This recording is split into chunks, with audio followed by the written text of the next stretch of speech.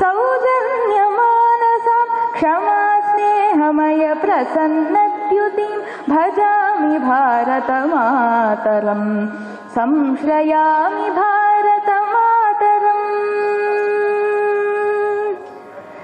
श्रुतिस्मृतिपुराणागमजननीं शास्त्रमयीं विद्याधिष्ठात्रीं श्रुतिस्मृतिपुराणागमजननीं शास्त्रमयीं विद्याधिष्ठात्रीं परापरज्ञानोल्लसितां तां विश्वगुरुरूपिणीं विशारदां परापरज्ञानोल्लसितां तां विश्वगुरुरूपिणीं विशारदां भजामि भारतमातरम् संश्रयामि भारतमातरम् भवामि भारत सेवकोऽहं नमामि भारतमातरम् भजामि भारतमातरम् संश्रयामि भारतमातरम् संश्रयामि भारतमातरम् संश्रयामि भारतमातरम्।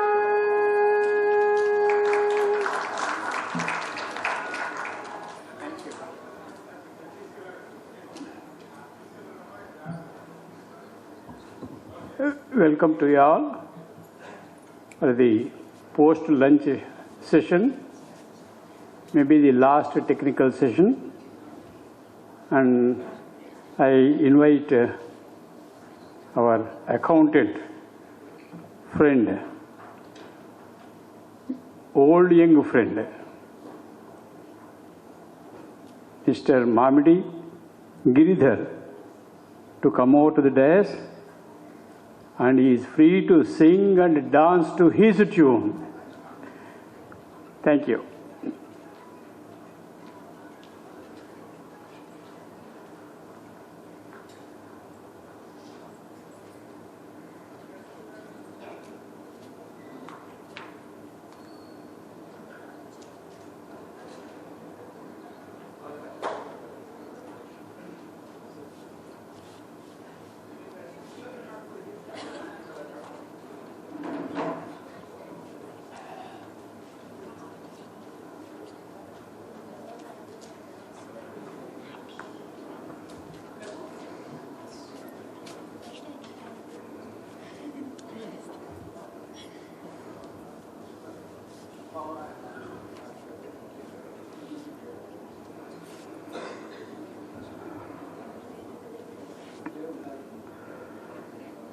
श्री महागणाधिपते नमः, श्री गुरुभ्यो नमः, हरि ओम, सभाये नमः। जय श्री राम, हर हर महादेव, कृष्णं वंदे जगद्गुरुम्।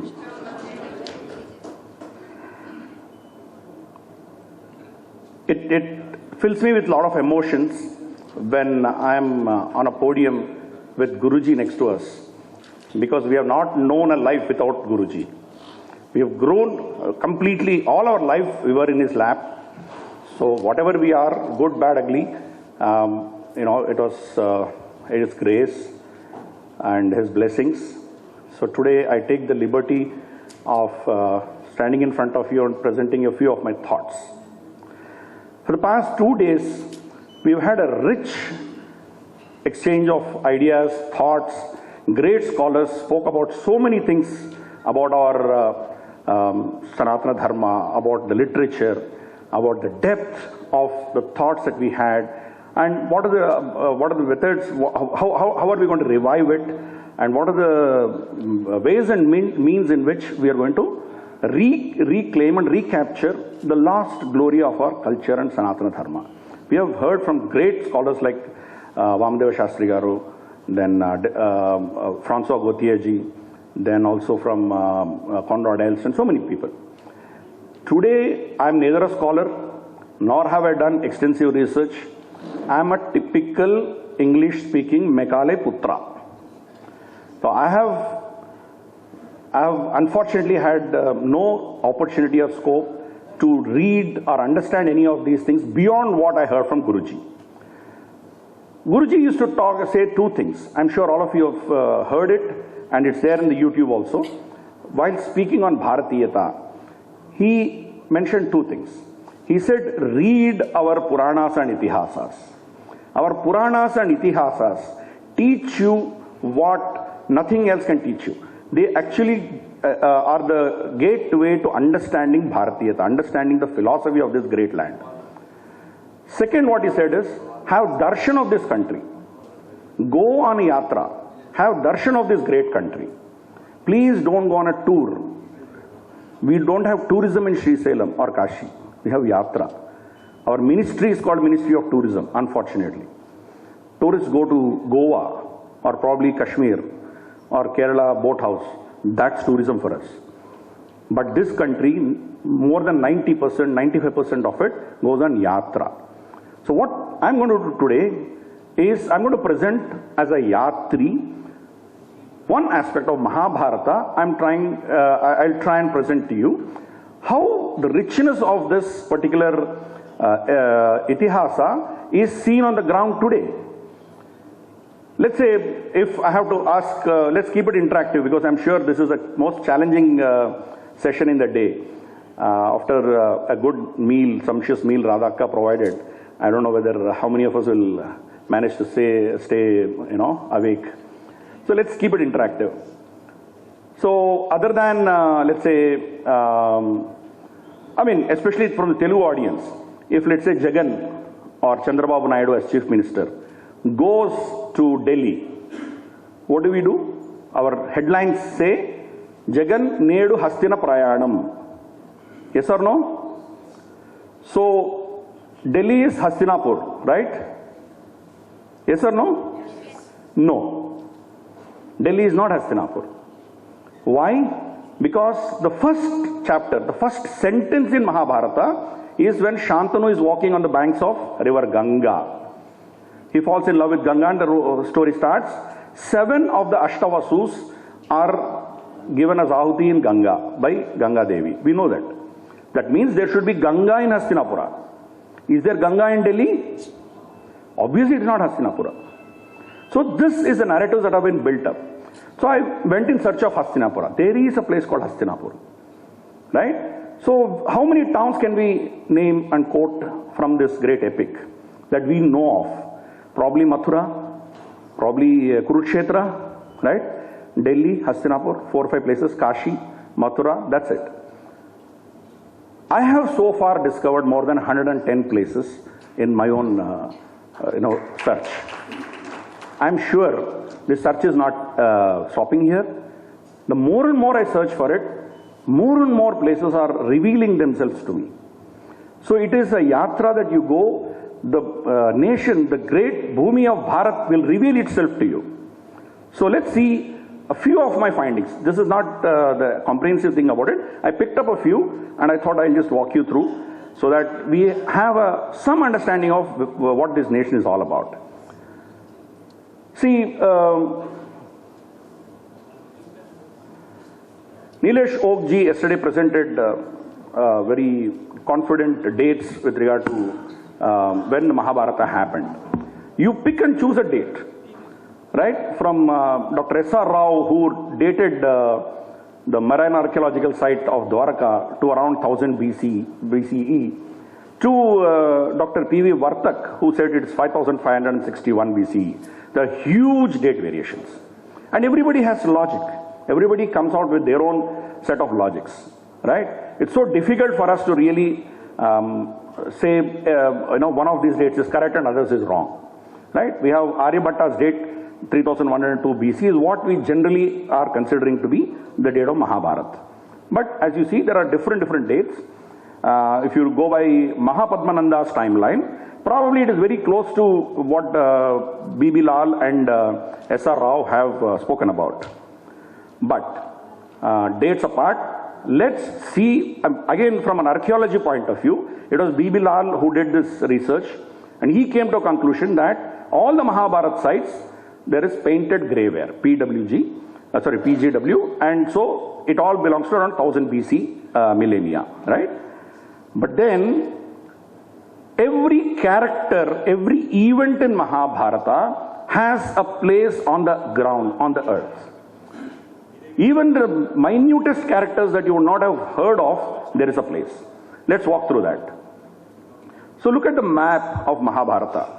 Right from, of course, I think the pointer is not working. But anyway, you can see that from Tajikistan, Turkmenistan, Kyrgyzstan, down to, the eastern part of the country, huge canvas of kingdoms, and they're all interconnected. They used to intermarry.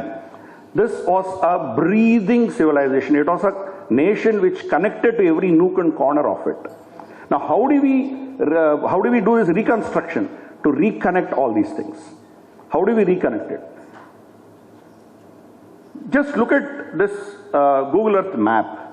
You see that white patch that is going from north to south, or rather top to bottom, that is Ganga, as it flows today. But you see next to it, you see a thick green line, on which you see Bhaisuma, Hastinapur, Shukratal, Parikshitgarh, and Ghadmukteshwar. These are all towns which are existing now, kshetras which are there, but they are about anything between 5 to 10 kilometers away from the Ganga flow as of today. And that is called Budi Ganga. And Ganga used to flow in these places. During Mahabharat time, the Ganga used to flow in these towns. Today it has shifted.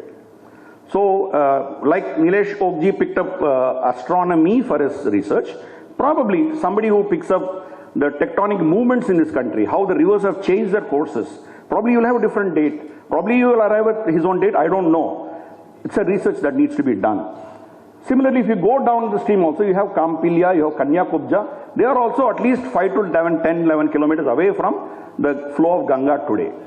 So rest assured, if you are going to go on a yatra close to the Ganga but away from Ganga, you will see so many sites associated with Mahabharata, and it's not a strange, it's no coincidence at all. So let's look at some prominent towns. We spoke about Hastinapur, I told you. There is a Hastinapur. And even now there is Prachin Pandukeshwar Mahamandir there. This is on a tila. So we have historians, and we have archaeologists. We have Jayashree madam here, who is an archaeologist. So a lot of people in history and archaeology, they understand if there is a mound, that means it's an archaeological site. So Bibilal did an excavation there. You see the photo at the bottom. You see the pottery sheds even now. They just dig a pit, they go get some material, analyze it and give a conclusion. But the entire tila is filled with these pottery sheds. People go there, they don't understand what it is. At best they'll go to the temple, do puja and come off. But if you pick up one of these pottery sheds, you are actually touching something which was created during Mahabharat period. You need to have that connection to it. We don't hold any respect for our own heritage. Tons and tons of material is available in each of these sites. But that's the kind of respect we give to our own sites. So there is Hastinapur, by the way. Okay? Then let's look at Delhi. Delhi is Indraprastha. It is not Hastinapura, it is Indraprastha. So there was Kandava forest there, we know that. Kandava Dahana, we know the story. So after the Kandava forest was burnt, then Hastinapur was formed. Even today, there are 5 sites, at least 5 sites, which are associated with Mahabharata. You have the Prachin Hanuman Mandir in Connaught Place. Then you have Kalkaji Mandir, which is Kali Mata Mandir. Of course, they have different legends. For paucity of time, I'm not going to details of it. Then Bhairav Mandir in Purana Kila. Bhairav Mandir and Hanuman Mandir, both are, the legend says that these were, Prana Pratishtha was done by Bhima. Then you have Yog Maya Mandir. This is the only Yog Maya Mandir in the whole country. What is Yog Maya? We know it. It is Bhagavan Krishna's sister, who warns Kamsa of impending death for him, right? So here, the Murti is a Shila. It's a stone. It is not a Murti. Of course, they put a Murti now, but the ancient stone is just behind Qutub Minar. Just behind Qutub Minar. Of course, now Hindu-Muslim unity and all, they talk, so there's some urs going on there. Forget it, but this is a very unique site which belongs to the Mahabharat period. Then we have Nigambot Ghat. This is a crematorium now. People cremate their dead there. But Nigambot Ghat is mentioned in Mahabharat, where Yudhishthira, Krishna and Arjuna used to sit on the banks and discuss many things. They had many samvads on that ghat. So this is something which is related to Mahabharata. These 5 sites are there in Indraprastha. How many of us have seen any of them when we go to Delhi? I'm sure a lot of you have gone to Delhi. Great. We just got one hand. So next time when you go to Delhi, kindly please have darshan of these. Now let's look at Mathura. I'm sure a lot of you have gone to see Mathura. I'm going to skip this. So we know that we have Krishna Janmastan, Chir Haran Ghat, even now that is there, Chir Haran Ghat. Govardhan Giri is there, Vrindavan is there, and Kali Mandir is also there. Kali Mandir is, Kaliya Mardana he did, right? So there is Mandir for that also here. Anyway, I'm going to skip through this and let's go to something which we are not so aware of it. I picked a few of Krishna Kshetras. Dwaraka, we all know, he went there. Sudama Mandir in Porbandar. Prabhasa Pattan, where Krishna Niryana happened. Guruji took some of his family members there. I mean, we are all family members. And then he did Tarpan to Krishna at that spot. And then we have Sandipani Ashram in Ujjain and Bet Dwarka. Now, let me pause here for Bet Dwarka. Bet Dwarka is an existing island where for hundreds of years, we were all, the Shraddhalu, the Sanatanis always thought that that is the place where the island of Bhagavan Krishna. Even now, people go on the jetty and then have darshan there. Till S.R. Rao discovered what he found under the sea. That means the living memory of the people is on Bet Dwarka. Now, what S.R. Rao ji has discovered, that's about a few hundred meters away from the shore, and he has carbon dated it to 1000 BCE. So maybe there is a settlement below that, we don't know. Because in Mahabharata itself, Bhagavan Krishna says that Dwarka will be submerged, it reappears and resubmerges 3 times. Probably we are seeing the third, Dwarka. Maybe we dig in, we don't know. We are not sure of it. But the people need to be aware, connected. So Bet Dwarka was made as Bhagavan Krishna's Dwarka, right? So then similarly, the birthplace of Pandavas. We all know Panduraju was cursed, and so he went into the forests with his wives. And so it is Pandukeshwar in Uttarakhand, which the people believe is the birthplace of Pandavas. There is a place called Kashipur in Uttarakhand. It is in Mahabharata, it is called as Ujjanak. That is where Kauravas and Pandavas took their training from Acharya Dronacharya. I'm not going into these characters because now I'm focusing on geography alone, but you will be surprised to know the people that Acharya Drona trained included Karna, included Ekalavya. It is not that suddenly he reappeared, Karna reappeared from somewhere on the day of the Shakti Pariksha, on their test day. No, sorry. He took training from Dronacharya. So the narratives that are built needs to be shattered. Arvind Raoji and R.V. Saudhan Garu, they are experts, they're scholars in the original text. Probably they need to try and decode these things. There is a lady on IITian grad by name Ami Ganatra. I don't know how many of you know, but she has brought out wonderful books trying to decongest and trying to unravel some of these characters. So a lot of things that we saw in B.R. Chopra's movies or N.T. Ramarao's movies are completely false narratives that they have created. Anyway, so this is where Pandavas and Kauravas had their Gurukul.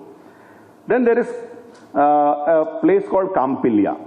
Can somebody tell me what is Kampilya famous for in Mahabharata? Of course, I'm not expecting speakers or experts. Correct. It's capital of Panchala Rajya. So this is where Mata Draupadi was born. I have written there. No, but the answer I was looking for is that the place where Draupadi was born. There is a place where Draupadi was born. Then there is Ahitchatra. This is in Uttar Kuru, north of Ganga. It is Ashwatthama's capital. How come Ashwatthama's capital? Can somebody say? Can tell me? Wonderful, wonderful. So Ashwatthama ruled as a king. The part of the Panchala Rajya which was given as Guru Dakshina when Drona picked it up, south was left to Panchal Naresh and north of Ganga was kept by Drona himself. So he gave the kingdom to his son Ashwatthama to rule. So Ashwatthama was a king. He ruled from Ahitchatra in near this very close to Bareilly. Then Lakshagraha. You see, this event happened and the house was burnt and nothing is left. But the memory is not lost. There is still a tila there, there's a mound there where people believe this is where the Lakshagraha event happened. The good news is, just 4 days back, the court in Uttar Pradesh granted full unconditional access to Hindus here. Otherwise, there was a dispute between Hindus and Muslims. Now it has completely come into the hands of the Hindus. Then, of course, Kashi, I'm not going to get into the details. Kosala, we know, Bhavya Ram Mandir is coming up. Sad thing is, the Kosala king sided with Kauravas then. Descendant of Rama sided with Kauravas in the battle and he was killed. Then let's look at this last town, Shringwarapur, Nishada kingdom. Can you relate to a character in Mahabharata to the Nishada kingdom? Gudu was in Ramayana. Now let's talk about Mahabharata. Wonderful. Absolutely right. Wonderful. So the thing is, Ekalavya was a prince. He was not a scheduled tribe in some tribal areas like it's portrayed in our movies. He was, by the way, cousin of Bhagavan Krishna. We don't have lords, we have Bhagavans or Prabhus, so we don't have lords, by the way. Anyway, Bhagavan Krishna's cousin brother. And he was killed by Bhagavan Krishna in a battle where he was supporting Jarasanda's army. He fought on the side of Jarasandha, Bhagavan Krishna killed him. So he was not some Dalit or Dravid or a scheduled tribe who was being persecuted by so-called Brahminical Dronacharya. No. He was a prince and he has a kingdom also. That we need to understand. Then you see there are places like in Bihar, you have Rajgir. The Tila itself is called Jarasanda's Akhada. Right? So, and then we have Hanuman Chatti, where we know that Bhima and Hanuman meet. We know that story. So that's the place it happened. Then there is Kalinjar, Chedi, which is the capital of, which was a native place of Shishupala. Shishupala, we know, is one of the, in Krishna Avatara, Shishupala and Dantavaktra, right? Shishupala comes from there.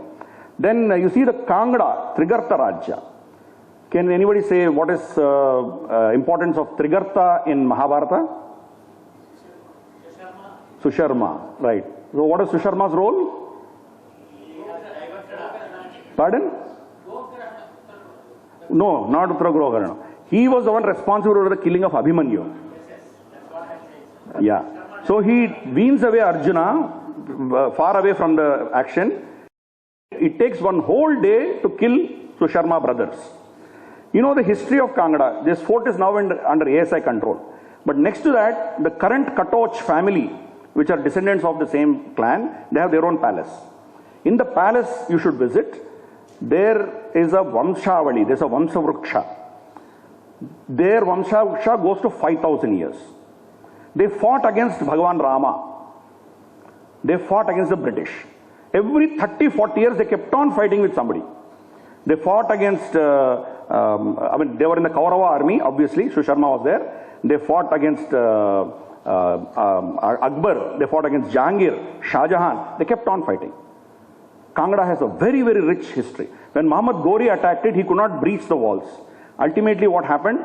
He had to bribe the gatekeepers and get an entry into it. Every animal that was with him, every human being that he had, carried whatever they could loot. I believe they could only loot 25%. You can understand the richness of this place. That is Kangra for you. Similarly, Hidimbi Mandir in Manali. Then we have Parashar Kund. Parashar, who is Parashar Maharshi? Father of Vedavyasa. Great-grandfather of the Pandavas and Kauravas. So there is a place in Himachal Pradesh where Parashar Kund is there. You can see there is a floating island within that water. It's a floating island. So every single character in Mahabharata, there is a place. Then you see, let's look at Kashmir. Kashmir, we all lost connection to Kashmir. There is a place called Pandrethan Mandir. This is in a highly fortified area of the cantonment, Badami Bagh cantonment, which army protects. You and I cannot go there. But that is something which was founded by the Pandavas. Similarly, near the line of control in Uri, there is Pandava Mandir. See, the photograph on the right side is what I took when I went the first time around. Second time the temple is being built. Who was building it? A sadhu from Odisha went and built. He collected funds from his sources and he took about 5-6 years to collect the funds and he's built a mandir. This is very close to the line of control. Then you have in Jammu area, you have Pandav Gufa in Akhnur, which is again very close to the line of control. Then you see Gurez. Gurez is 100% Sunni Muslims, but the river is called Kishan Ganga. Now, Gurez is a very beautiful place. It is more beautiful than Switzerland. None of us go there. But in Gurez, the history of Gurez is that's called Dardistan.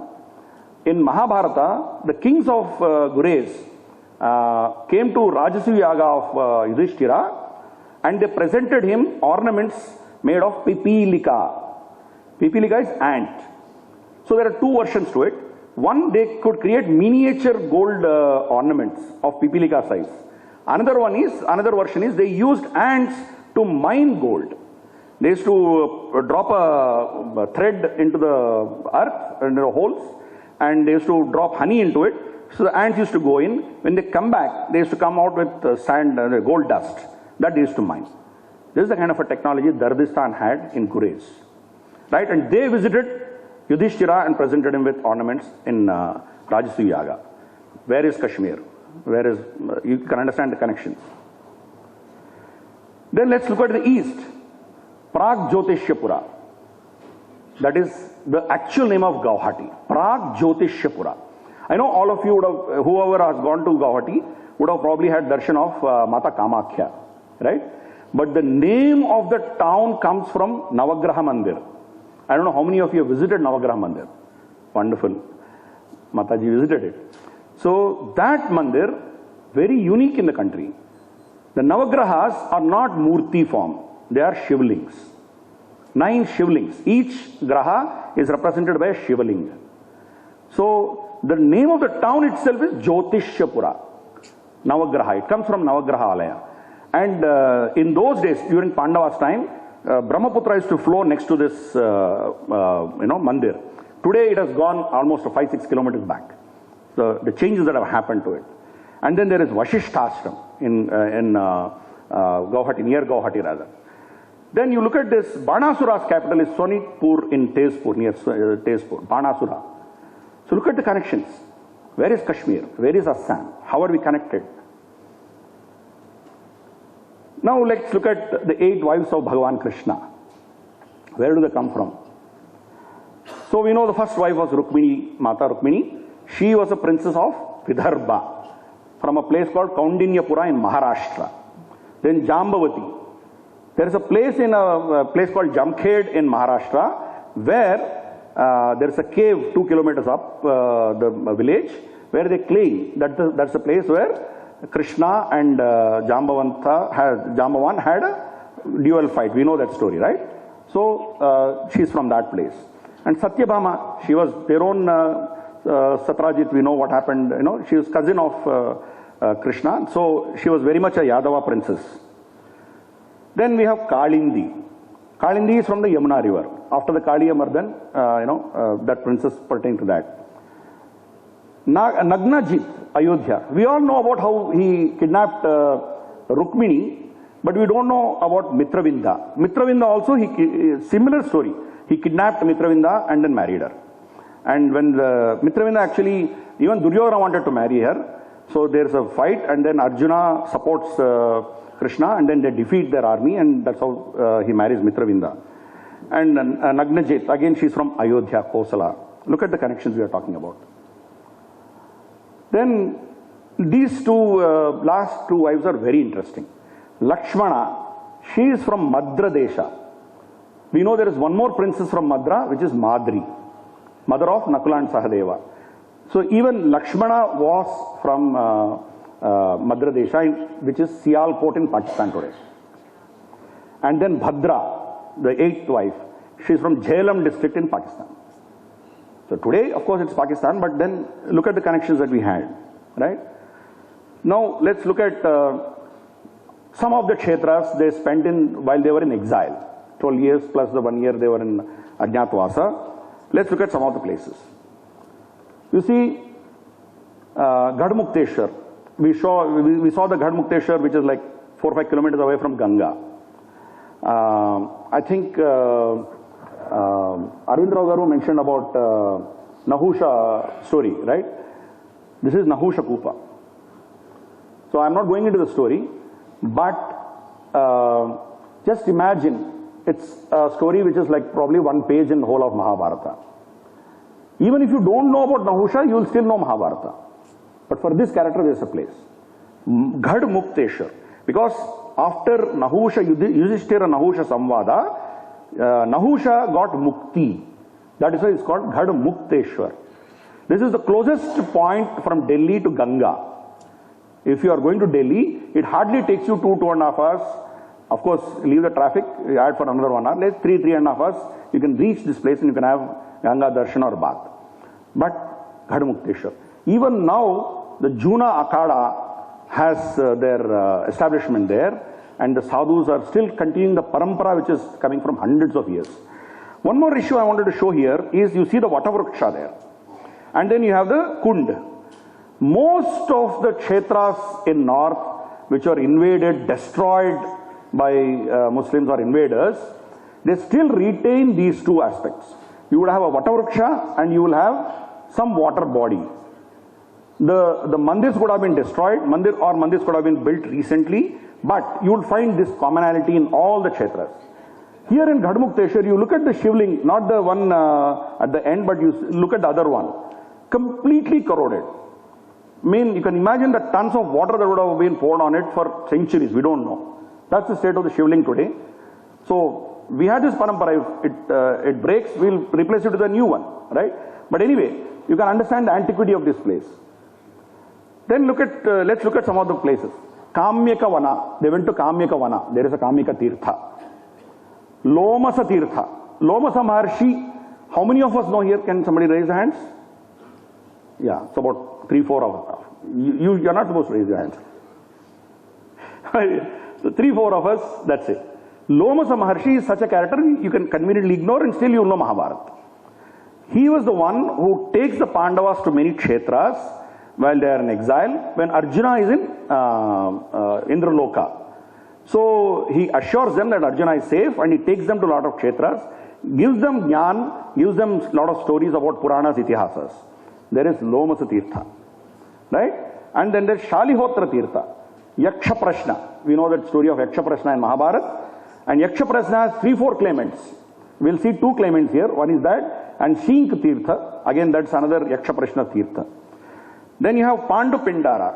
Pandu Pindara was supposed to be the southernmost part of the Pandava kingdom. And here, the name itself suggests Pandu Pindara. Even today, the tradition continues that every Amavasya, thousands of people come and offer Tarpana and Pindadan. So, what I am stressing in each of these places is the parampara which we don't know when it started, it is still continuing. In spite of Islamic rule, in spite of so many challenges, many of these places, the parampara is still continuing. And the last one you see, Arunai Tirtha. Durvasa is a very important character in Mahabharata. We know Durvasa's curses, and we know Durvasa, what he did to Draupadi. We know so many things.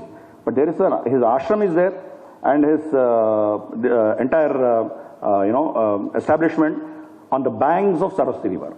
In Arunai, there was they believe that there was a Triveni Sangam of the river. All of them are dried up now, but this is again is in a huge tila. Tila should tell Jayashree ji that this needs to be excavated. That's an archaeological site.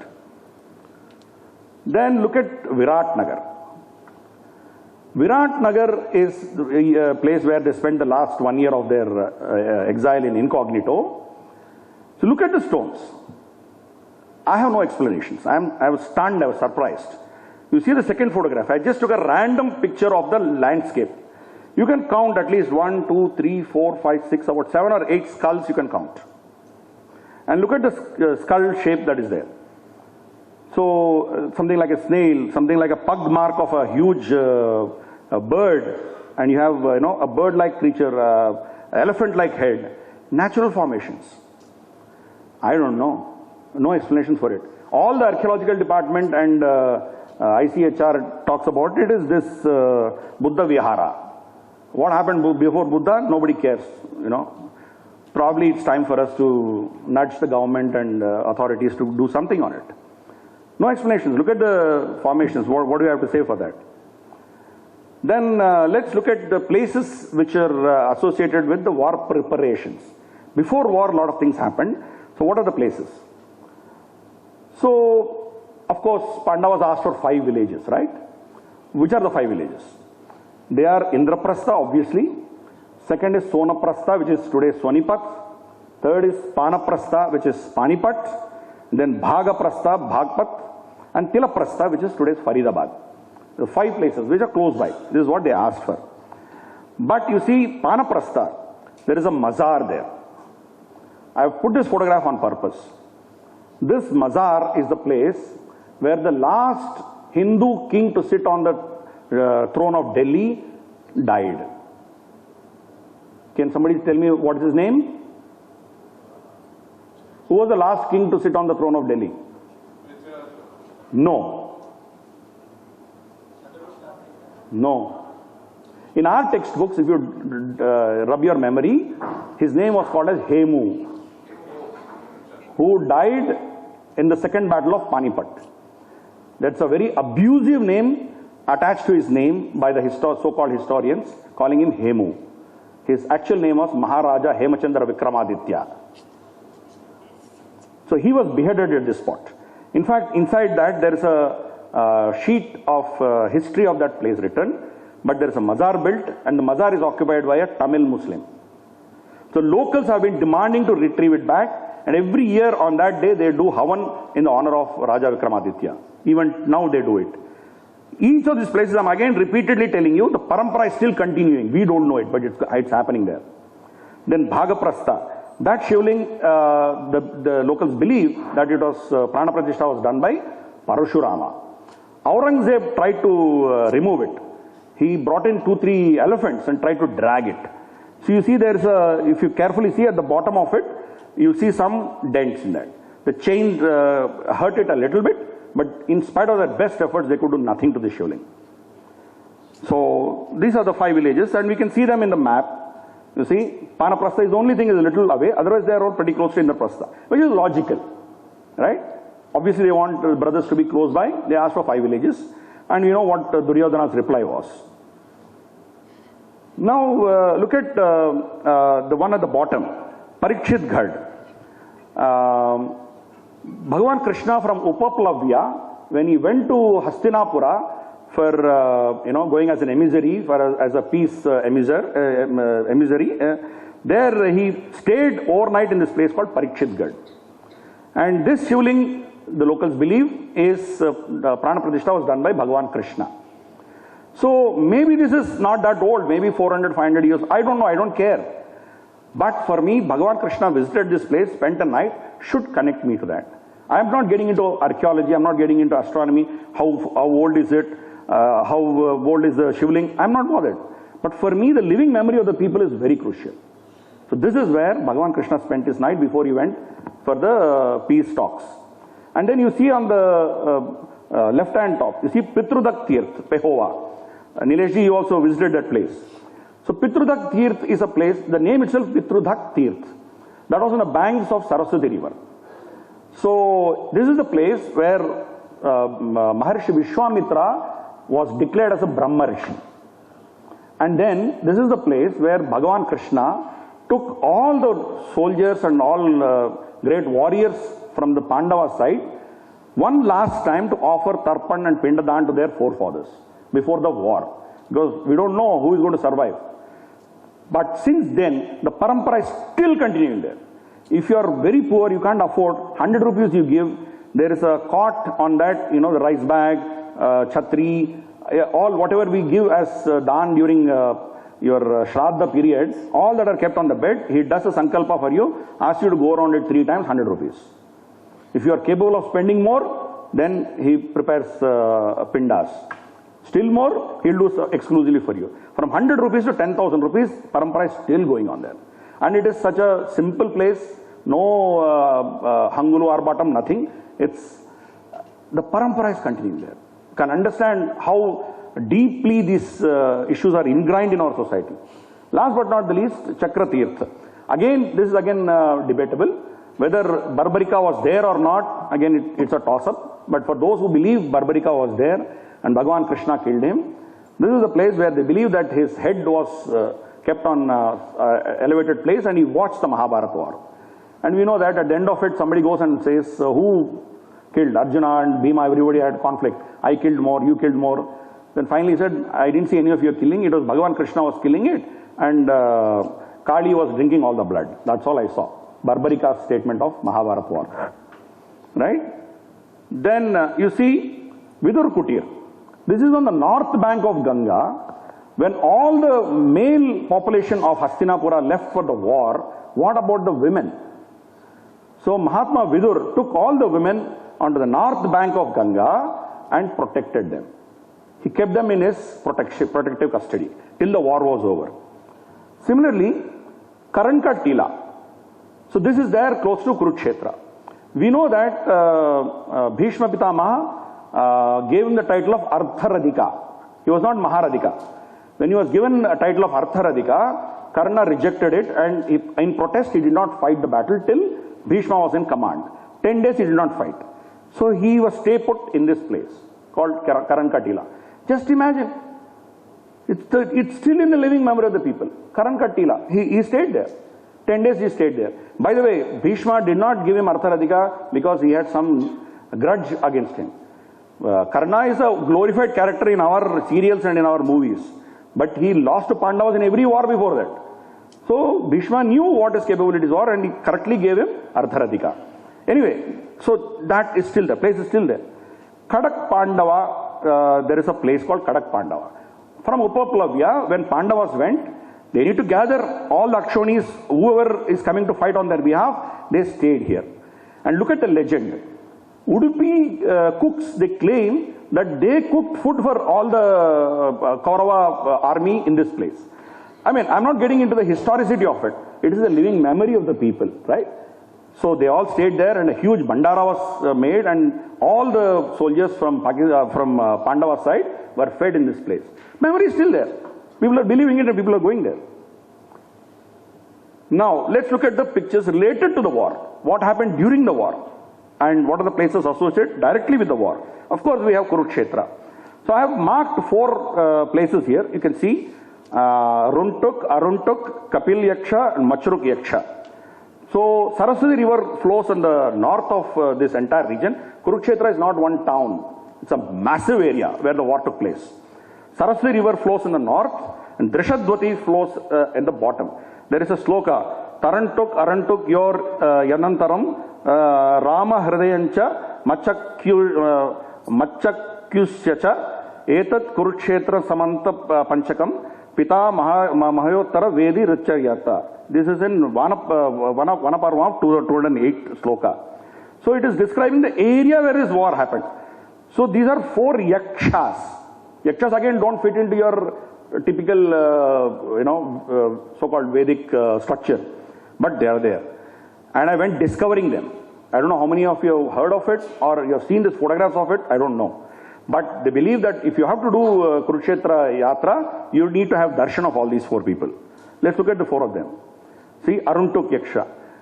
I somehow wanted to avoid my photograph in that, but the photograph I took of it exclusively, that got corrupted. So I'm sorry, I was left with only this photograph where I'm there. So that's where it is. But then you have Machruk, Arantuk, Kapil and Rantuk Yaksha. Rantuk Yaksha is very close to Kurukshetra, which is bang next to the highway. Grand Trunk Highway, which goes up to Kabul, is the same highway. But unfortunately, nobody knows about it. Nobody goes there. There's no path to go to this place. It's in the middle of nowhere. But it is there. These 4 yakshas are still there. And symbolically, all 4 are there. Then we'll look at some things which are close to Kurukshetra, some of the places associated with the war itself. So we know in Kurukshetra there is Bhishma Vadusthal, which is Narakatari. There is that Kshetra where Arjuna has pulled out water, that is there, still there. Sannihit Sarovar is there in Kurukshetra. I'm sure people who have gone there would have seen that. Sanir Sarovar is famous for much before the war, during total solar eclipse, Bhagavan Krishna used to go sit in this lake and do japam and whatever. He used to do sadhana there. That is why he recommended that the war happens there. Because there is Sthaneshwar Mandir. If somebody dies there, he can attain Uttamagati. So that is the logic on which Kurukshetra came in. Kurukshetra was originally called as Sthaneshwar. Sthaneshwar changed into Thaneshwar. It's called Thaneshwar. Because the war was fought there, it became Kurukshetra. The original name was Thaneshwar. And then you have the Brahma Sarovar, where ghats are there for all the great warriors, the Pandavas, Karna, and all their ghats are there. Then there is Harshka Tila, Bhadrakali Mandir. We have one Bhadrakali in Warangal also. So if you see, somebody tells you that in 16th century, Shivaji had darshan of, let's say, Shirdi Sai Baba, right? It looks odd. So if it is Shirdi Baba Mandir, obviously it should have been in the last, whatever, 100 years, not before that. Similarly, when you hear the name Bhadrakali Mandirs were built during a certain period, not before that, not after that. So you can understand the antiquity of this particular place. And then Geetopadesh Sthal, Jyotisar. That is where I think Guruji went there, and our team has actually done Padapuja to him with lotus flowers picked up from the pond next close to it. But the sad part of it is the pond doesn't exist now. It has been completely taken over by akhadas. It has been completely commercialized. Then Abhimanyu Khera. There is a village called Amin where they believe Abhimanyu was killed. Chakravyuha or Padmavyuha, whatever you want to call that, it is there. Let me ask this question. How many of you know Bhurishrava? You know. Who is Bhurishrava? Pardon? No. Okay, let me ask another question. Who was the oldest warrior to fight in Kurukshetra war? Huh? No. No. Not for you. Pardon? No. Strangely, no. I'm trying to wake up people who are sleeping. No, Narakasa didn't fight with that. Let me tell you. See, it's a character which we don't know. All of us know Mahabharata. Still we don't know this character. The oldest warrior to fight in the Mahabharata war, in Kurukshetra war, is a king called Bahlika. Who was Bahlika? He was the elder brother of... Correct. Bhishma's... Pedanana. Shantanu's elder brother. He was the king of Uttar. We'll come to that. So he abdicates. He leaves the Hastinapur throne and goes wandering. So that is how the second brother, Shantanu takes over Hastinapur. So he goes away to the north and builds his own kingdom. Well, legends are there, but I'm just looking at the basic history of the theme, right? He was so old, people say that his eyebrows used to fall on his eyes. He couldn't see. So he folded them, lifted them, tied with a cloth, and he fought. You can understand what they're talking about, right? His grandson is Bhurishrava. So his son is Somadatta. So there was a feud in their family. I'm not getting into the whole story. But Satyaki and this family had a feud.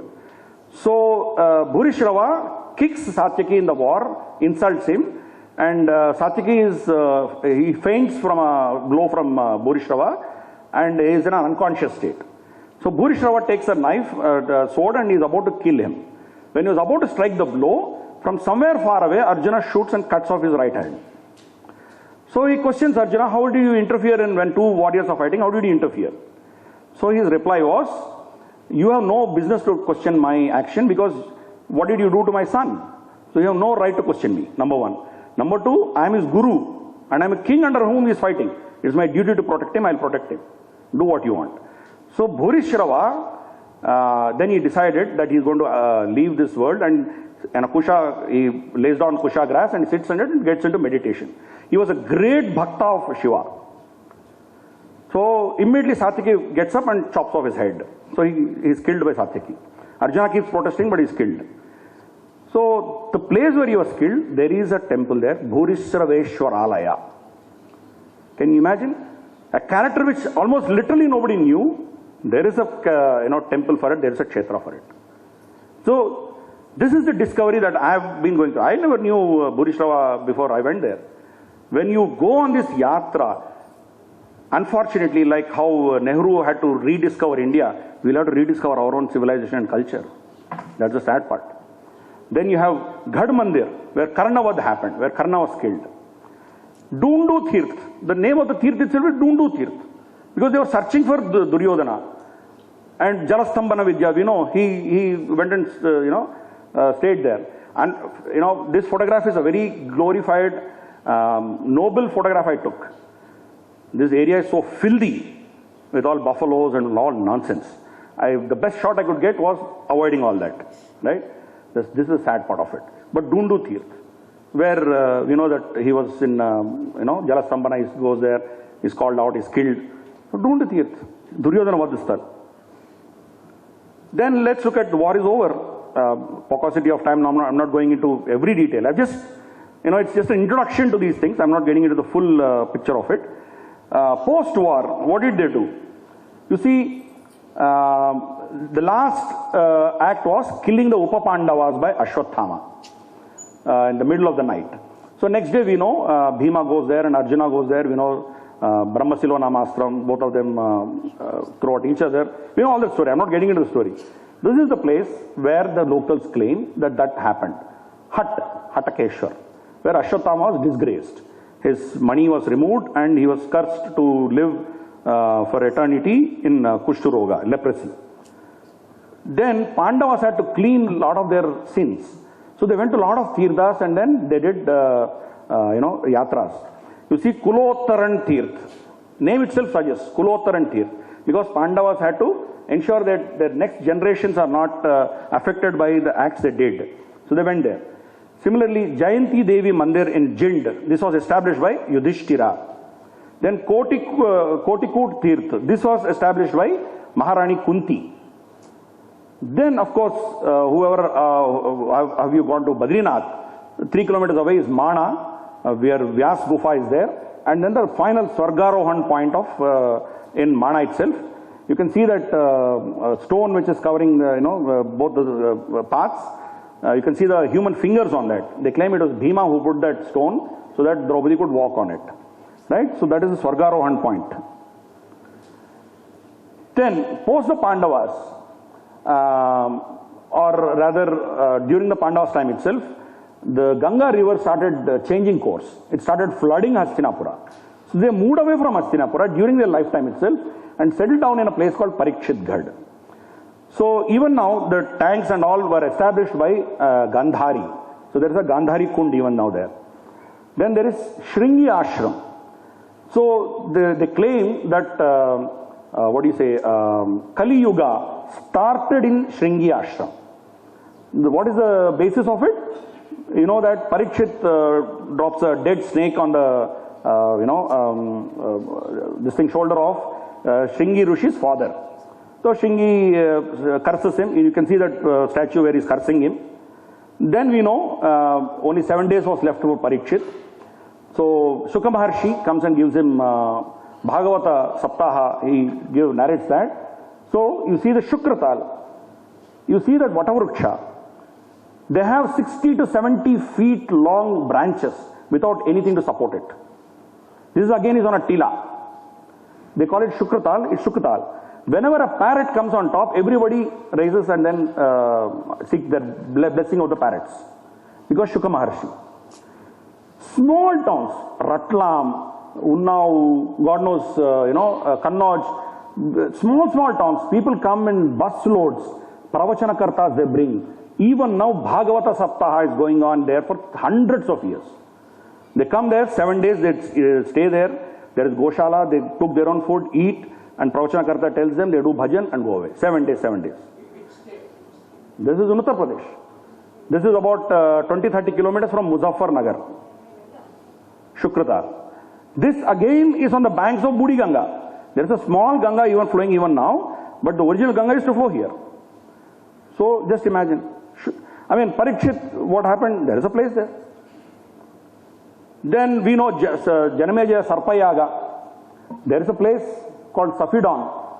Of course, the mandir are all new. But again, you see Vatavruksha and a point of water. Even now, people, Sarpadosha who have, they go to puja there and leave their clothes in that tank and come off. The parampara is continuing for hundreds and thousands of years, still going on. Temples are built now. They're all new temples because they're all destroyed long back. And temple was not a important thing, let's say 2,500 years back. It was more of a kshetra. Kshetra was important, not a temple per se. But you see, Safidon, there is a place for Janamejaya Sarpayaga also. Now let's look at the kshetras which are outside the territory of today's India. I've used the word India only first time here, otherwise I never use the word India. So let's call this geographic territory as India. Bharat, goes beyond the territories of today's India. So let's look at some of the kshetras. Again, these are all indicative. I'm not here to present the entire gamut of all the kshetras, but just to have a glimpse of what we are talking about. There is a town called Sialkot, which is just 11 kilometers from the border in the Jammu region. Those of you who have gone to Jammu, you would have gone to the border and there's written 11 kilometers Sialkot. Sialkot was former, the in-laws place of Sania Mirza. So Sialkot was the capital of Madhya Desha, Sagala. We know two people have come from that, Madri and Lakshmana. Two people have come from Krishna's wife, Lakshmana, and Madri Devi. They came from Sagala, which is capital of Madhya Desha. And then you have Gandhara. Popularly, everybody thinks Kandahar is Gandhari, so Afghanistan is Gandhar. No, sorry. It is Takshashila. Takshashila was the capital of Gandhar Desh. Shakuni and Gandhari come from this place. That region was called Gandhar. Kandahar as a town was established much, much later. Kandahar was not part of that. Yeah, there are Hindu mandirs there, but that's not part of, Gandhar kingdom. It's not the headquarters of the Gandhar kingdom. Then there is Varundev Mandir in Karachi on an island called Manora Island. The name itself is Manora, even now, Manohara Island. And of course, nobody can go, including Pakistani citizens can't go there, because this is bang in the middle of Pakistan naval headquarters. All the Pakistani navy is around this, and so nobody can go there. You can only see in a satellite, otherwise you can't go there. So it is believed that Bhagavan Krishna and Yadavas used to go once to Prabhasapatna for their picnics and once to Karachi. So they used to go once to the west and once to the east. This is the place where Bhagavan Krishna visited. So it's still Manohar Island, is Manohar Island, it's still there. Then there is Katasraj Mandir. This is the third candidate for Yaksha Prashna. We saw two candidates, now this is the third claimant.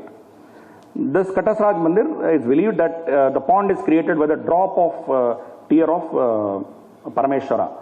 After Sati's death, his eye drop created this pond. Katasraj. This is again in Chakwal, Pakistan. There is Panj Tirth in Peshawar, or Panduraja came here and prayed. There's a place. And in Peshawar, there is Gaur Khatri Mandir. Goraknath went there and did penance in Peshawar. By the way, what is the old name of, Sanskrit name of Peshawar? Wonderful. Purushapura is in the south bank of Kabul River. There is another town called Charsadda on the north bank of Kabul River. Do we know the name of it? Original name of it? Pushkalavati. That's Charsadda today. Then let's go to Afghanistan. In Afghanistan, we spoke about Bahlika. There is a town called Balkh. This is west of Mazar-e-Sharif. Even now the town is called Balkh. Right? And there are ruins there. These are archaeological ruins even in Balkh. And then Kapisa. Kabul was called Kapisa. So north of Bagram Air Base is a place called Kapisa. Even now that place is called Kapisa. So ruins you can see, the lion and all you can see, the Hindu architecture you can see even now. Kapisa. That's called Kapisa. Kapisa became Kabul, it finally changed it. And then Meru Parvata. The Pamir Knot. That is the origin of all the Himalayan ranges. You see, the Himalayan range, Karakoram range, Kunlun, Tian Shan, Hindu Kush, so many ranges start from the Pamir Knot. Why is Pamir Knot important in Mahabharata? Arjuna goes in the northern direction during the Rajasuya Yaga and Ashwamedha, sorry, in Rajasuya Yaga. Then he crosses this and he sees the Meru Parvata, prostrates in front of it, takes his blessing and goes further up into Uttarakuru. Uttarakuru is Kyrgyzstan. Today's Kyrgyzstan is probably the Uttarakuru. So Tajikistan, all these places were once part of the great Bharat. So in Bangladesh, there is a place called Mahasthangarh. This is the capital of Paundraka Desha. I'm sure some of you would relate to Paundraka Raja, Paundraka Krishna, Paundraka Vasudeva, right? He was a duplicate of Vasudeva. Krishna kills him finally. So that is in this place in Bangladesh, which is Paundraka Desha, in Bangladesh today, right? So now let's go into the conclusions. My two bits I want to present here. I'm sure there are a lot many things we can take away from here. Every Bharatiya should visit these holy kshetras. Unless we visit, we can't reclaim it. We can't be armchair commentators. We need to go there. The more we go there, we reclaim it. See, just imagine I've asked so many questions. Hardly anybody answered. Hardly one or two people answered. That shows that this has gone away from our memory. Now, how do you reclaim your culture? This is how you reclaim it. Go and reclaim it. Why are we not reclaiming it? So it is that urge in us which will make us save these holy kshetras. Similarly, government has to invest in that. They're absolutely dirty. You know, you go to Brahma Visuddha Puran, Shiva Puran, Garuda Puran, you look at many Puranas. All these kshetras are explained in that. They say that if you have a bath in that kshetra, 7 generations will be benefited. Kulottar and Thirt, or somewhere else. Or, your 10 janmas papa will be cleaned. You go put one finger in that, you'll need 7 years to come out of that disease there. It's so horrible. I've actually petitioned to the governor of Haryana with a detailed explanation of what it is. A lot of people have occupied these places. There is land sharks, it's in dilapidated condition, but look at the memory of the people, it's still holding. There is Lomasa Maharshi I showed you. In that town, nobody knows where Lomasa Tirtha is there. It's a small village, nobody knows it. When I did my inquiries, I found out that the people who are now living there were all from Pakistan. During the partition, Hindus came here. There was a Muslim-dominated area. They occupied that. They have fields. They are running it. They don't know anything about that kshetra. So I caught hold of one archaeologist. I told him I'm in a certain place. He gave me a direction. Go left, right. He is sitting somewhere. He is telling me the directions. So it's just remaining in the minds of archaeologists and historians. So it is time for us, Bharatiyas, to save our history and heritage from historians and archaeologists. Sorry. We need to take it back. Jijabai was not a historian. If she was a historian, probably we wouldn't have had a Shivaji. It was in the living memory of the people. Today, that is lost for us. It is for us to regain that. Similarly, there is a huge responsibility on Peethadipatis, Akhadas, Hindu influencers, and you have academia, Hindu organizations. It is for us to propagate. It is for us to do these things. If we don't do it, who is going to do it? Don't expect anybody to do it. Kanva Ashram. How is a Kanva Ashram important for us? Because that is where King Bharata was born. Of course, name Bharata can be interpreted Bharata, so many interpretations there. One of the interpretations is it was ruled by King Bharat, right? Bharata. He was born to Shakuntala and Dushyanta in Kanva Mahamuni Ashram. Do we know where Kanva Ashram is there? Why successive governments have ignored it? It's a question that we need to put, right? We don't care for our heritage. Last but not the least, even the entertainment industry and media has to popularize these places. One place you popularize and then it gets popularity. Like for instance, Bhu Kailas, a movie was taken and suddenly, you know what happened, what is that? Gokarna became very popular. You go to any place in the country, most of these kshetras, you would find majority are Telugu people. We are addicted to yatras. But for us, only two things attract us. Either you tell them that so many tons of your papa can be cleaned here, they will go.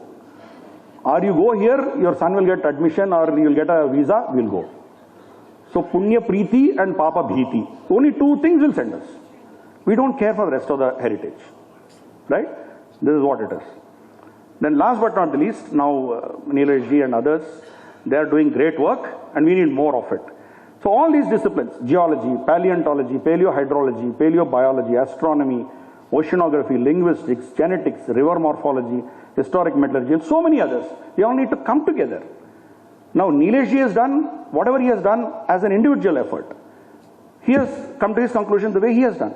Maybe others have done. Shrikant Talagiri has done his work on the linguistics on his own. Each one is doing in islands. But it is for us to really come together, bring all disciplines together, and then go to the depth of this. Sadly, our challenge is the leftists don't want this, we know it. Why? Because they have declared this is a mythology. The so-called rightists also don't want it, because anything other than what is shown by B.R. Chopra or Ramanand Sagar, they will not accept it. So both of them don't want the truth. That is the challenge. So we are Bharata. We will always be searching for truth. So for us, truth is important. When these things happen, if there are slight changes here and there, so be it. How does it matter? The beauty is never taken away. The messaging is not taken away. That is the sad part of it. So I think we need to invest. Luckily, we got this Sanoli chariot which was discovered, and Rakhi Gadi DNA. Unfortunately, Vasan Shindeji could not come, but otherwise, he's the one who was presented this DNA of Rakhi Gadi. And we know S.R. Rao ji has done in oceanography. So we need more of this. We need lots of funding and lots of focus on this. Whether Ram Setu is real Ram Setu, man-made, we don't know. Why should NASA tell us or some channel in USA tell us? Why can't we go discover it? But still we take credit, somebody says something. Why? That's the problem for us. So, as a closing remark, let's remember what Bhagavan Krishna said in Bhagavad Gita. Hatova prapsisi swargam jitva va bhogyase mahim. Tasmad uttishtantu kaunteya yuddhaya krutanischaya. Get up and fight. What do? We have to fight. I'm not asking you to hold a sword and fight. As a Sanatani, what do? Please go there and take 10 people. Propagate it. Do something at your end. Keep this in the living memory of the people. Your next generation, if they don't remember, it is lost. Take your children, your grandchildren, your friends, relatives. Take them to these kshetras. Connect them to them. That is exactly what Guruji did. Why do you think I'm able to present so many things to you? Since my childhood, literally when I was even in probably first class, Guruji took us to all these kshetras. He took us to the south. I was a small kid in his first yatra. From then on, hundreds of yatras we went with him. So he left that interest in us, that you need to go discover Bharat. Sadly, we have to discover, because the parampara is cut. It is there for us to go and have darshan. I wish and hope that some of the things that I presented will be of use, and if that can help you try and reach out to have darshan of this great Mahabharat, I think I would have done my purpose. Thank you.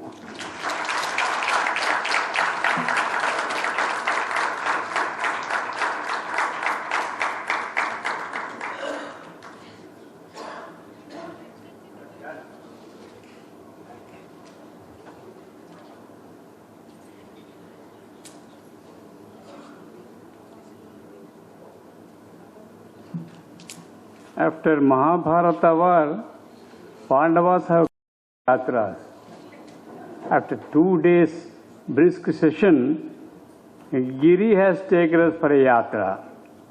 So the whole yatra, a pious yatra, and we are very happy that this is a wonderful conclusion of all the technical sessions. So he wants us, first point he said, now it is time that you should be ready to fight. The discussions and everything is over. So now, what is that you are planning for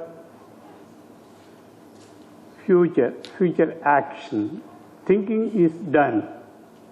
It should be followed by action. And our chairman, NVDS Rajagaru, is also thinking of some action after this symposium. So similarly, after this, after fight, then you can think of yatra. Giri? first we should ask, force the governments to do something and improve and make all the facilities there. And now they are thinking of Buddhist yatra, this yatra, that yatra. Similarly, they can have a Ramayana yatra, a Mahabharata yatra, and give some subsidies to the people and the students to go.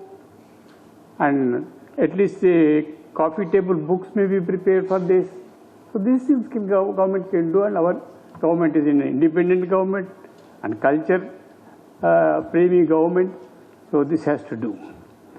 We expect that in future, very early, our Department of Culture may take some interest in this and then plan for wonderful yatras of our Itihas and Pauranik Kshetras. So now I invite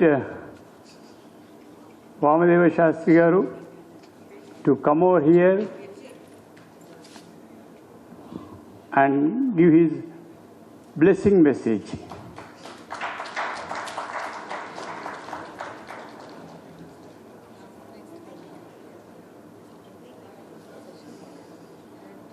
Before valedictory session.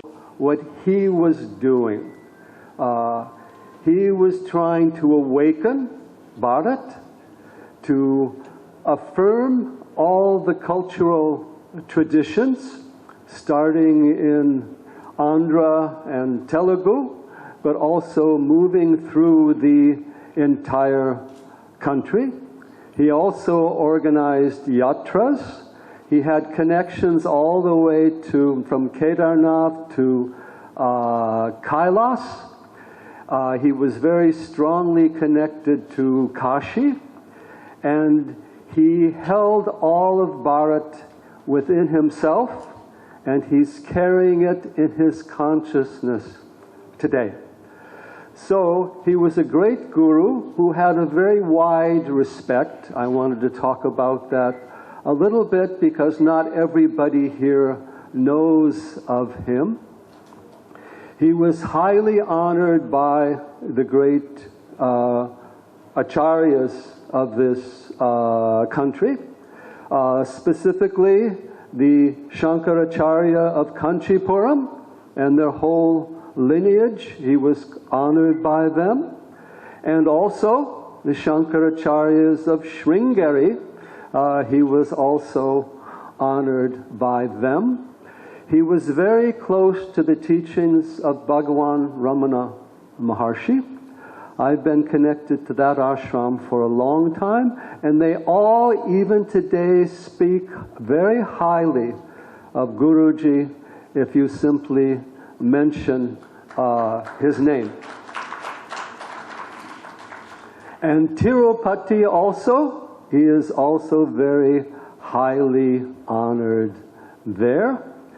And over time, he was involved with a lot of great teachers, and even the social political world. I remember it was about 30 years ago. I remember meeting him. We were with Krishnakant, who was later, I think, became the vice president. And Krishnakant would come to him for advice. I also came in contact with him through this Prajna Bharati group that you had in Hyderabad, and specifically with Ram Madhav, who was organizing events through them. It's very interesting. In the late 90s, the Prajna Bharati organized an event where I had to do a debate with the Archbishop Arulappa, the senior-most Catholic monk in India, on the issue of conversions in India. And I won't go into the details of that, but Guruji was a great inspiration for that, and I had discussed what I should say, but I will have to tell you that I actually won the debate. And the interesting thing was, in the end, Archbishop Arulappa said publicly that whether, from his point of view, whether you called upon the divine as Jesus or Krishna or whatever, it was all good. Poor poor Archbishop Arulappa, however, within a few days was sacked by the church for going against the dogmas involved. And of course, Guruji was always honored by RSS and all of its related groups and associations. And one group that we had, we called the Hindu Thinkers Meet. It happened once a year, and it was organized by Swami Dayananda of the Arshavidya, and he usually got together 20, 30 speakers for that. And we went to a number of those programs with Guruji, I think all the way up until 2005. And his views on all these subjects were very highly regarded. Ram Madhav was also very close to him personally, and he was also connected to Narendra Modi. Narendra Modi gave his regards, concerns when he found out that Guruji had passed away, had his Mahasamadhi. And Guruji did a very interesting sadhana. He was very close, of course, to Kashi. They had taken a number of yatras to Kashi, even with his father when he was very young. And before the election in 2014, Guruji took a special yatra to Kashi, and he was well known there, and he also had some connection with the Shias there, and he met with them to help them vote for Modi and go against the problems and issues that were going on there. He did a special tapas. He took time and effort, tremendous energy, and of course that turned out very well in terms of the election involved. And he was also connected to many of the Himalayan traditions. And in this regard, one of our favorite places is the Shiva temple, Shiva Mandir, the Jageshwar, which is in the Kumaon Himalayas, not so far from Almora. And it is one of the most important Shiva shrines in the Himalayas.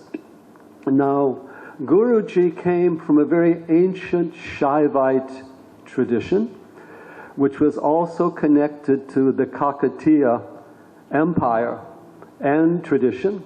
So he was actually carrying on the oldest cultural traditions of this region, and also their connections throughout all of India. And now even Jageshwar, he also connected the Kumaon to Kumara and to Shiva and Parvati. And the Jageshwar temple is connected to the older Pashupata Shaivite tradition, prior even to the Nath yogis. And it was a tradition that was, this is the old Shaivism in the Mahabharata, is the Pashupata tradition. And the main guru of the Pashupata tradition is Lakulish. And there's a very famous, there's a very Lakulish shrine there in Jageshwar. And so he was carrying on the deepest and oldest Shaivite traditions, Shaiva Mahapitam also, that he was head of, and carrying on this entire sacred tradition of Bharat all the way to the Himalayas. In fact, he almost embodied the entire geographical region of the country, as well as the traditions. And he had great disciples and rituals, mantras. And he was also carrying on again all the Telugu traditions. So he was the center for this entire type of cultural renovation that we are talking about today. And he can provide you with the inspiration and the guidance from within to do that practice. And in this regard, it's very important to support events like this and organizations like the Sivananda Murti Supatha organization, because you need to have an institution, an organization to embody these teachings. They've also done a very excellent work bringing out his teachings, which is very significant, because it's very hard to find teachings of that validity. And also Guruji has given some very special techniques through the Kathopanishad and through special mantra and pranayama traditions. So there is a wonderful foundation here for carrying on his teachings and reviving them, and with his inspiration bringing about this cultural recognition, cultural, you could even say, renovation, restructuring.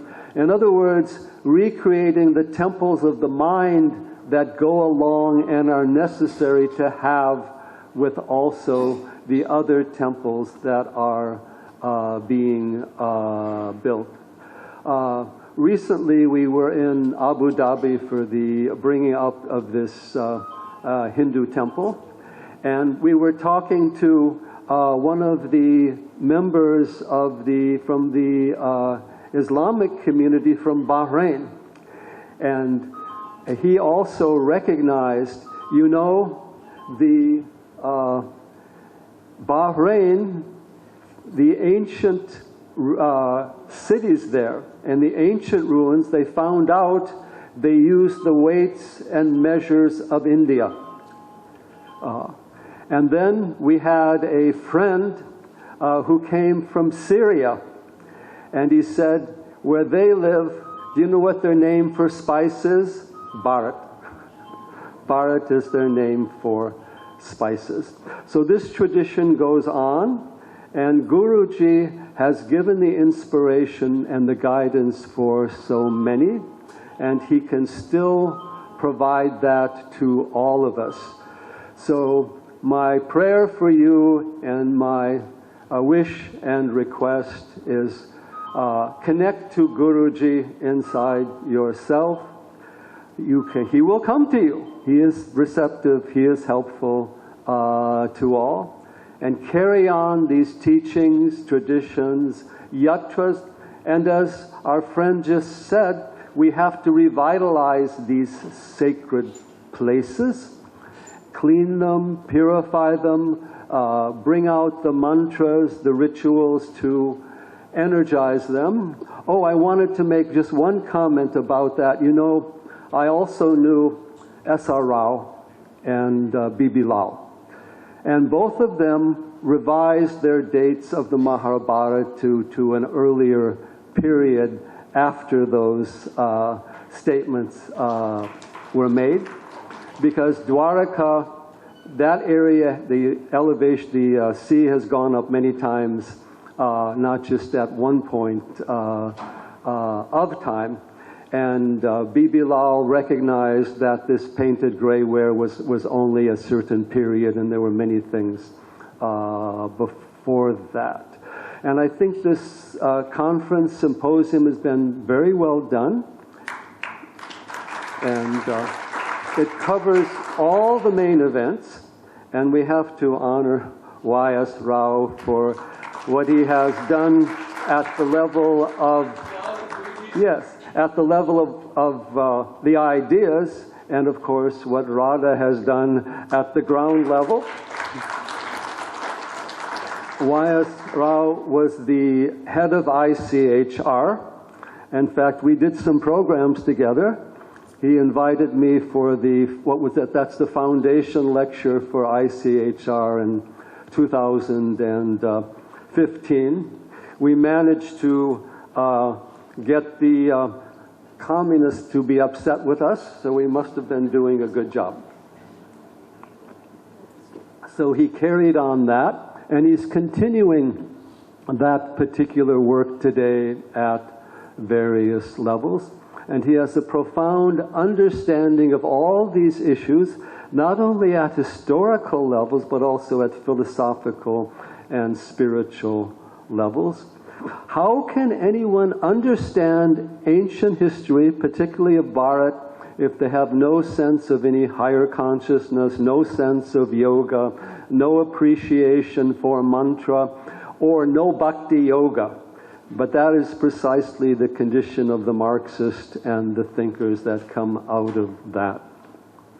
So I've been very happy to be with you, and I look forward to these type of events continuing, and for Guruji's teachings to come out more. And there are so many, on so many different levels that are there, of course, in Telugu also, and so many more that can be done. And there's many more other types of events, whether on the rishis, whether on the sacred geography. And we must remember that continuing these teachings was Guruji's wish. And as his disciples, it's very important that you also fulfill his wishes for you and also for the world as a whole.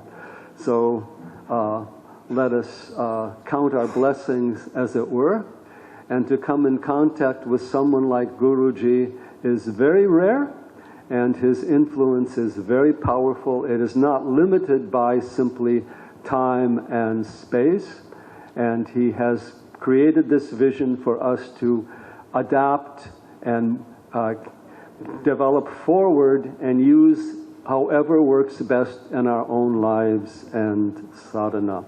Shri Gurubhyo Namaha. Hari Om.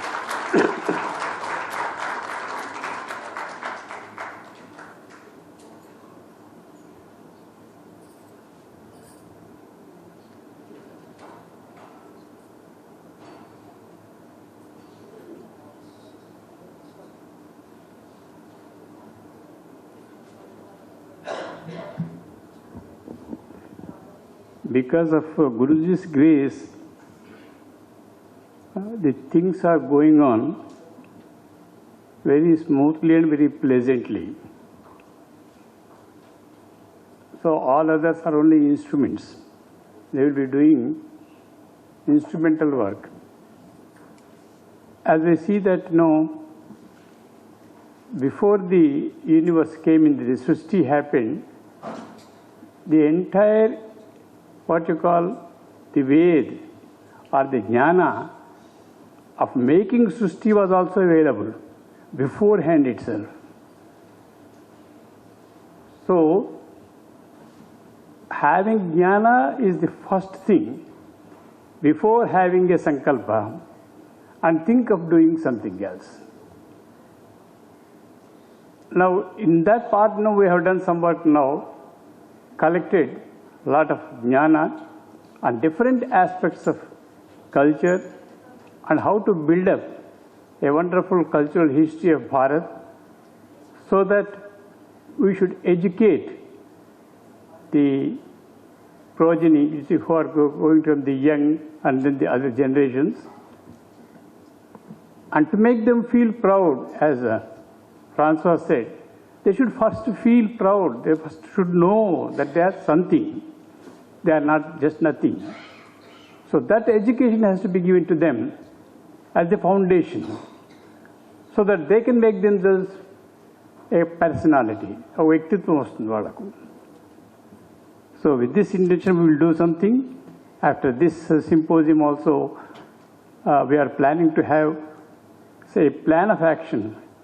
And we first, earlier also we thought that this would serve us as a blueprint, and on this experience I think we will be able to do something, because nowadays it is not difficult because of the technological development now.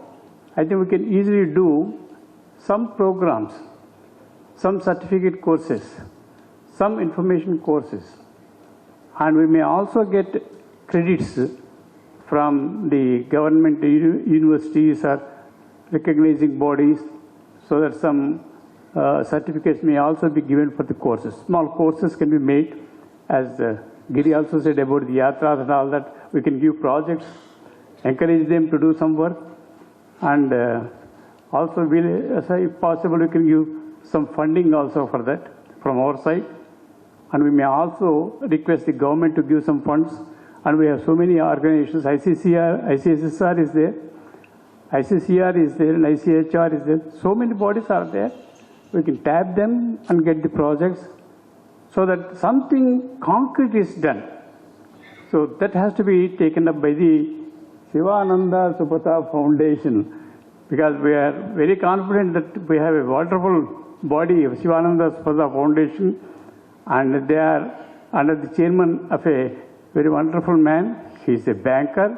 He gives this support, and NVDS Raju Garu has also some plans. He may tell us. Before we move to our valedictory session, may I request Dr. Arvind Rao Garu to say 2 words about what has been going on for the past 2 days, his impressions on the symposium.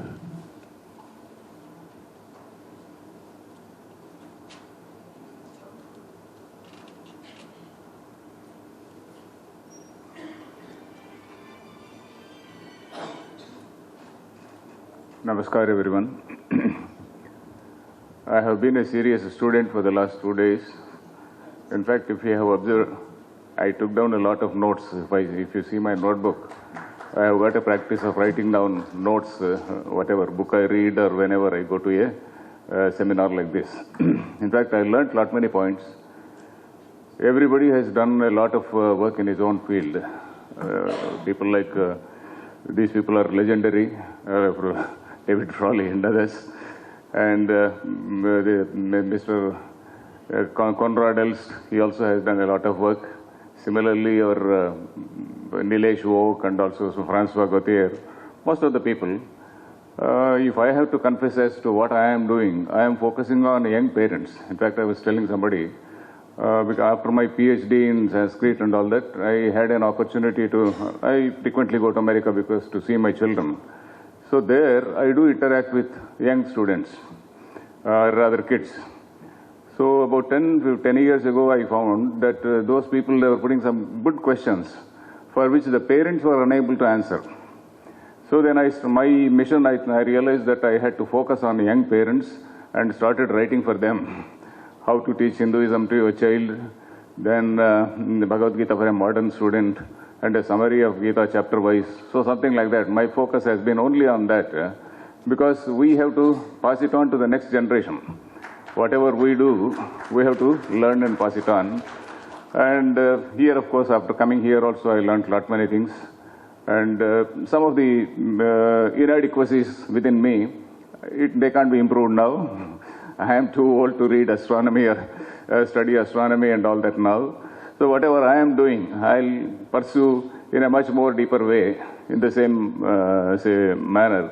So that is what I thought. And it has been a great experience, sir. And I thank you for having given me this opportunity. Met very eminent people here and learned so many angles in which people are trying to reconstruct our culture. But as I said, reconstruction of the culture for what? It is to unite the country. It is to generate that idea of oneness. It is to generate that idea